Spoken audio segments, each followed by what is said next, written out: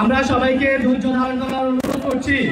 পিছন থেকে কতর্কিতভাবে আমার উপরে তারা আক্রমণ করে এই বিপ্লবী পরিষদের সন্ত্রাসীরা এই আক্রমণ চালিয়েছে ছাত্রলীগের।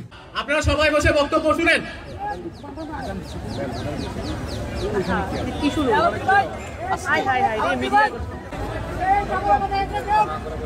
আমি বললাম কি বললাম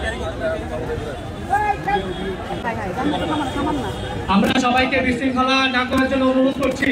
আমরা সবাইকে বিশৃঙ্খলা পরিহার করার জন্য অনুরোধ করছি। আমরা শান্তশিষ্টভাবে প্রোগ্রাম সমাপ্ত করতে চাই। জাতীয় বিপ্লবী পরিষদ সকল প্রকার বিশৃঙ্খলার বিরুদ্ধে সকল প্রকার বিশৃঙ্খলার বিরুদ্ধে সবাইকে শান্তশিষ্টভাবে আজকের প্রোগ্রাম বাস্তবায়ন করার জন্য অনুরোধ করছি। এখানে যারা বিশৃঙ্খলা সৃষ্টি করছেন, আপনারা কিন্তু এই শহীদ পরিবারের সাথে, আপনারা এই আহত নিহতের পরিবারের সাথে আপনারা বেইমানি করছেন। আপনারা যারা বিশৃঙ্খলা সৃষ্টি করছেন, আপনারা এই বিপ্লবে যারা শহীদ হয়েছে, শহীদ পরিবারের সদস্যদের সাথে আপনারা বিশ্বাসঘাতকতা। আমরা সবাইকে ধৈর্য ধারণ করার অনুরোধ করছি। আমরা সবাইকে ধৈর্য ধারণ করার অনুরোধ করছি। জাতীয় বিপ্লবী পরিষদ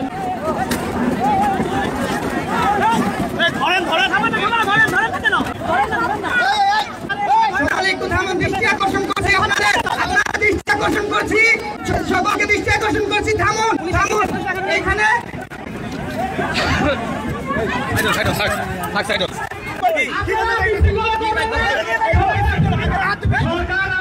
কেন্দ্রীয় শহীদ মিনারে জাতীয় বিপ্লবী পরিষদের নাগরিক সমাবেশে আমি অতিথি হিসেবে ছিলাম। তো আমি বক্তব্য দিয়ে যখন চেয়ারে বসে আমার পাশে নাগরিক বিপ্লবী পরিষদের সভাপতি সে বলল, ভাই আপনার বক্তব্যে ছাত্র দলের নেতাকর্মী উত্তেজিত। আমি বললাম যে কেন, আমি তো বিএনপির বিরুদ্ধে কিছু কেন করিনি বা ছাত্র দলের বিরুদ্ধে, তার উত্তেজিত হবে কেন? আমি বক্তব্য দিয়ে নিচে নামছি যাওয়ার জন্য, সাথে সাথে পিছন থেকে কতর্কিতভাবে আমার উপরে তারা আক্রমণ করে। আক্রমণ করার পরেই পরবর্তীতে আমরা নিশ্চিত হয়েছি যেটা এই বিপ্লবী পরিষদের সন্ত্রাসীরা এই আক্রমণ চালিয়েছে ছাত্রলীগের। কেন আমরা সেখানে এই যে আহত সহযোদ্ধাদের তারা ট্রিটমেন্ট দিতে পারে নাই, নানান সংকট ঝুঁকির সরকারের বেশ কিছু প্রতিষ্ঠা আওয়ামী এজেন্ডা বাস্তবায়নে কাজ করছে, এরকম নানা বিষয়ে সমালোচনার কারণেই মূলত এই আক্রমণটি হয়েছে আমাদের উপর।